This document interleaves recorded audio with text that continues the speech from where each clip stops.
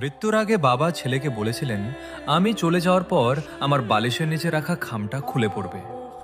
খামটি খুলে ছেলে যা দেখল তা তার পুরো জীবন বদলে দিল। এক ধনী ব্যবসায়ী মৃত্যুশয্যায় শুয়েছিলেন।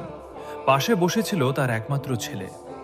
বাবা বললেন, বাবা, আমি চলে গেলে আমার বালিশের নিচে একটা খাম পাবে, সেটা মনোযোগ দিয়ে পড়বে। কয়েকদিন পর বাবা মারা গেলেন। দাফন কাফন শেষে ছেলে বাবার ঘরে গিয়ে বালিশের নিচে খামটি খুঁজে পেল। খাম খুলতেই ভেতরে লেখা ছিল, আমি তোমার জন্য টাকা রেখে যাচ্ছি না, রেখে যাচ্ছি একটি শিক্ষা। মানুষ তোমার কত সম্পদ আছে তা মনে রাখবে না, মনে রাখবে তুমি কত মানুষের উপকার করেছ।